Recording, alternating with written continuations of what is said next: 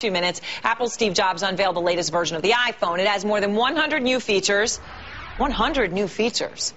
I mean, I guess it depends what a feature is defined as, but it sounds pretty stunning. 24% thinner than the prior model, and it has a front-facing camera, whatever that means. Jobs also said 5 billion apps have been downloaded from the Apple Store.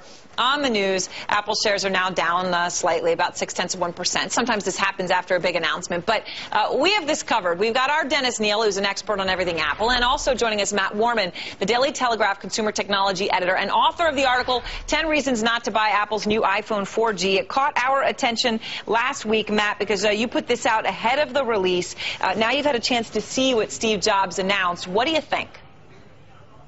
I think that Apple have addressed some of the concerns that I raised. I think what they haven't done is prove that they are still the track leader in mobile phone technology. I think they've got a lot more competitors than they've ever had before, and they're going to have a real job on their hands to maintain the position that their marketing tells us they're in. I mean, Matt, you had some tough words to say in your article in the Telegraph. You said the iPhone isn't worth it. It's expensive. You buy the top-of-the-range BlackBerry or Android, and you pay a lot less than you pay for the Apple. And you're basically saying if it didn't have that Apple stamp on it, they would have had to give it away at discounts by now. I'm saying that Apple make premium products. They've always made exceptionally good products. What I'm suggesting, however, is that there are better value products out there on the market, and now, actually, there are products that do more for less money. And do you think consumers are going to see that? Because obviously Apple has that sort of, you know, I don't know what the right word is, holy grail sex appeal to it right now as a brand.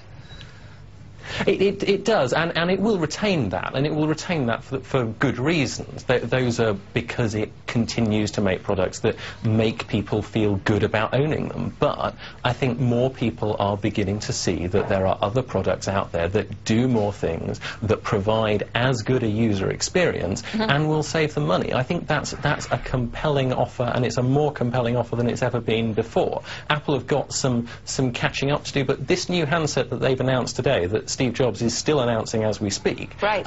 That addresses some of those concerns. One final question to you, and then I'm going to bring in Dennis. But Matt, it's this, you know, anecdotally, my understanding is there's a lot of people over 50 now buying a lot of these products, and one of the ways Apple makes money is by, you know, providing classes where people can learn how to use all of these devices, whether it's the Mac or the iPhone, more effectively, and those classes are full with people over 50. Now, is that a good thing because the baby boomers have money, or is that a bad thing because once your parents are buying it, that's the last thing you want to buy if you're in that hot young demo? I think it's a good thing that more people are using better versions of technology, of course, but it is a complicated balancing act. Is this technology too ubiquitous to be cool? I think with this new handset, Apple are addressing that, actually. All right, well, Matt, thank you.